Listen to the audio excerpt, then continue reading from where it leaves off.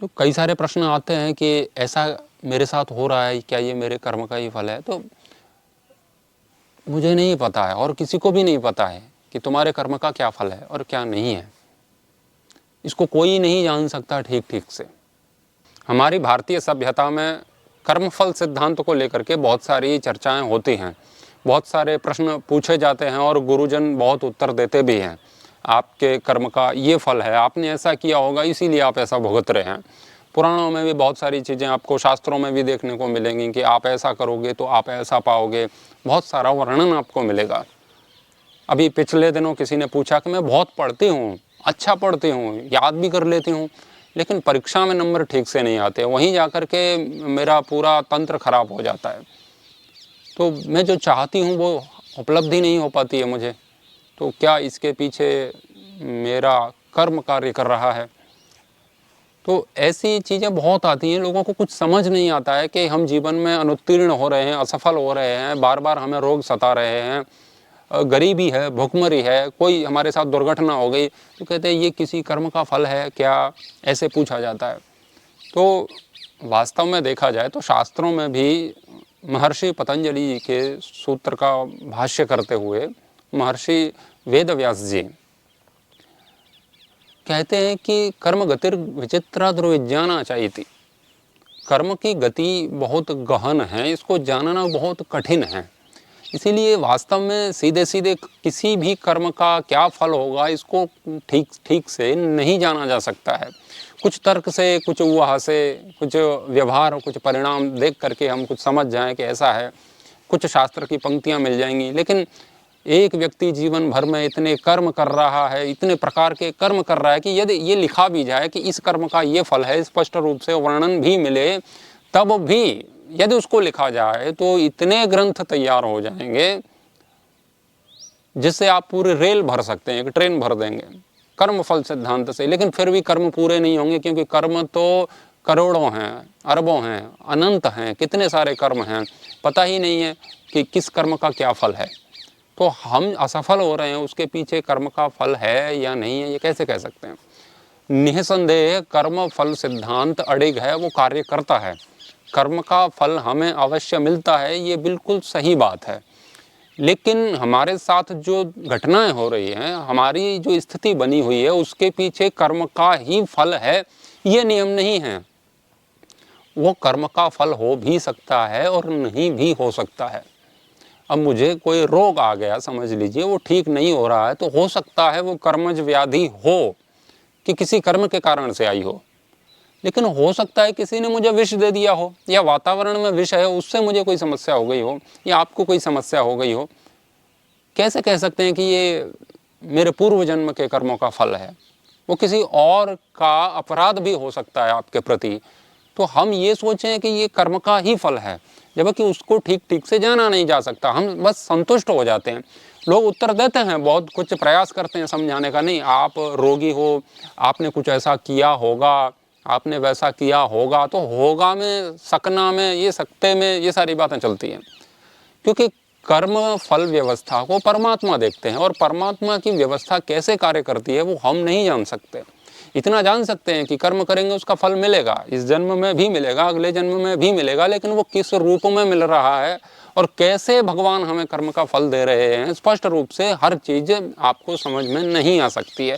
जैसे ठीक है, कह दिया कि जाति, आयु और भोग के रूप में तुम्हें मिलती है, कर्म का फल मिलता है, लेकिन अब कौन सा भोग आपके कर्म का फल है, या आपने किसी से छीना है, या किसी को आपको ऐसे ही उपहार में मिल गया है जिसकी कीमत आप आगे चुकाओगे, या आपका कर्माशय उससे क्षीण होगा, ये आप कैसे कह सकते हैं? अब भारत में इतनी गरीबी है, अशिक्षा है, शोषण है, भ्रष्टाचार है, अब इसे आप क्या कहेंगे कि ये कर्मों का फल है इसीलिए हमारा भारत में जन्म हुआ, ऐसे कहेंगे? तो हर चीज़ के पीछे आप कर्म ही बिठा करके बैठ जाओगे तो फिर बहुत सारी समस्याएं उत्पन्न होंगी, और जो हो रही हैं। भारत में जो समस्याएं हैं उसमें बहुत सारे लोग जो समस्या से पीड़ित हैं वो तो यही अपने तो कर्म में ही यही लिखा था।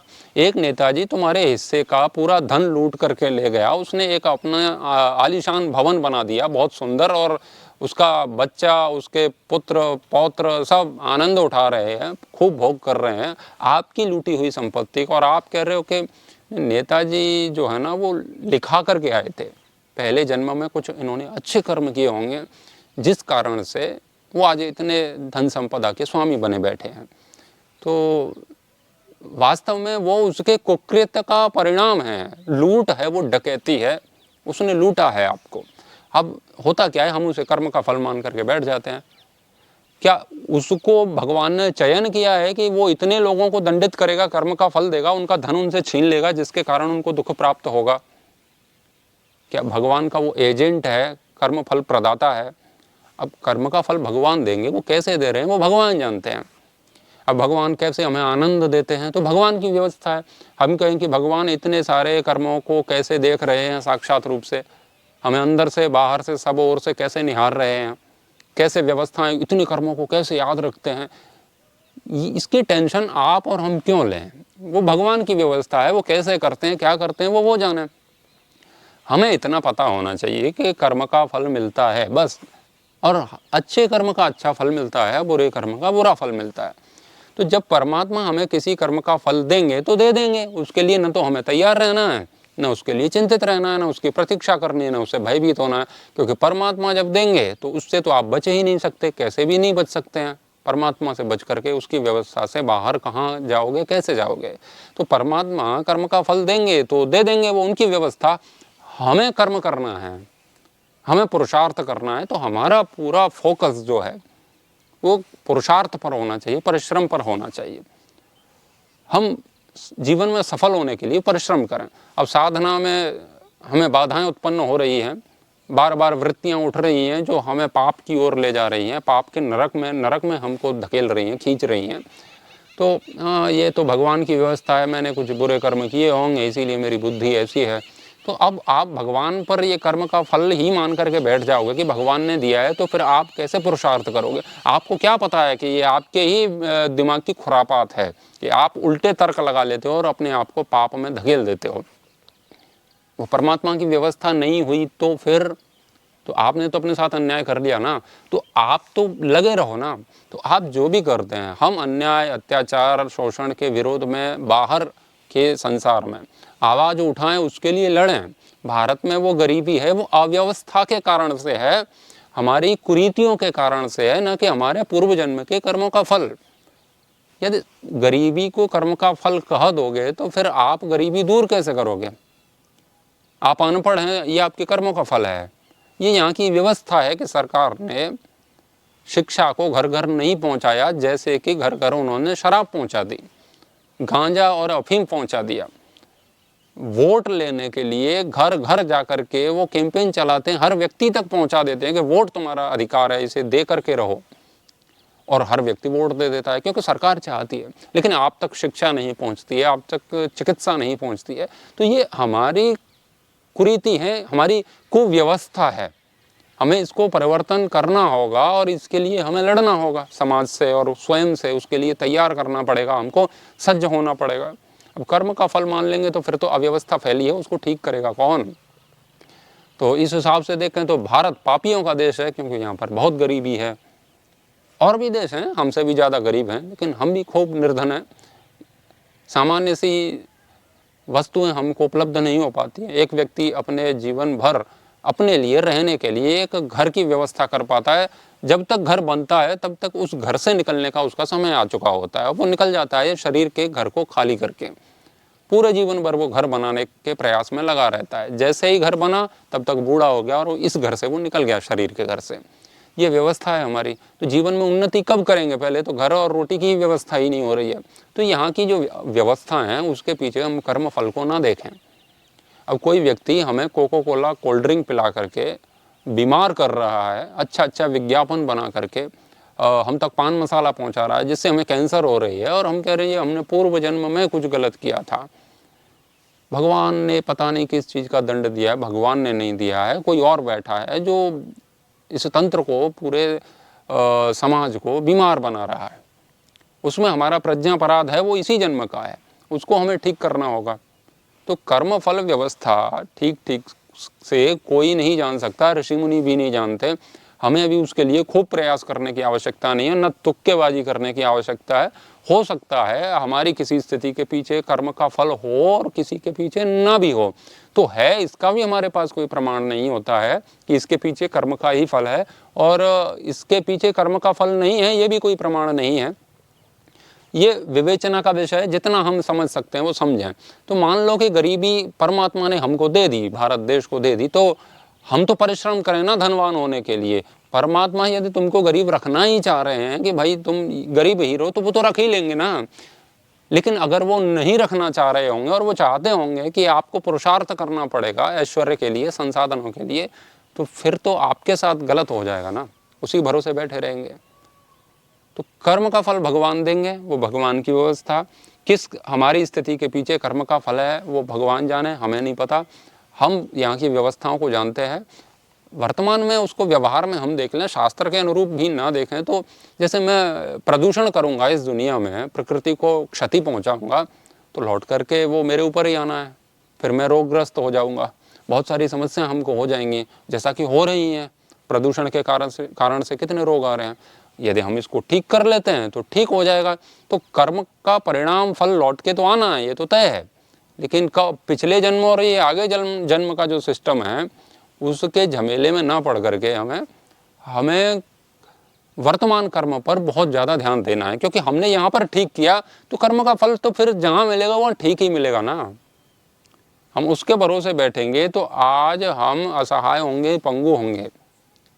और ये एक प्रकार की कायरता है, अपनी कायरता को छिपाने के लिए पीछे भाग्यवाद लेकर के बैठ जाते हैं। भाग्य अपने स्तर पर कार्य कर रहा है, वो करता रहेगा।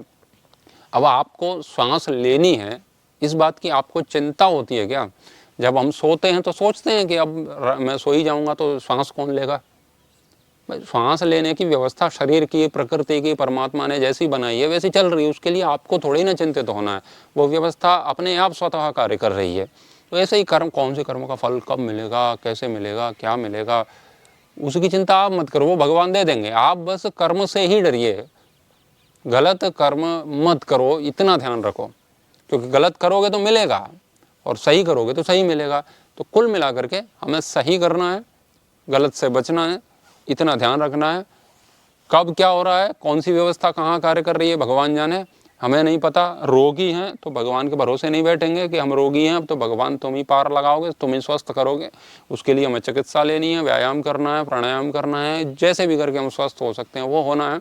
हम निर्धन हैं हमारे तंत्र के कारण से, हमारी व्यवस्थाओं के कारण से, तो उस व्यवस्थाओं को हमें बदलने के लिए प्रयास करने हैं, वो सब हमें करना है। और जितनी भी सारी अव्यवस्थाएं भारत में हैं या दुनिया में हैं या हमारे व्यक्तिगत जीवन में, वो हमें ठीक करनी है। तो ये कहीं इसके पीछे भाग्य तो नहीं है, मेरा बेटा कैंसर हो गई मेरे बेटे को, तो वो कैंसर के पीछे कहीं भगवान ही चाह रहे होंगे कि कैंसर है। भगवान नहीं चाह रहे हैं, कुछ कंपनियों ने यूरिया का प्रचार कर करके ये पूरे भूमि को विषाक्त कर दिया है, जिसके कारण से अब ये रोग इतने फैल रहे हैं।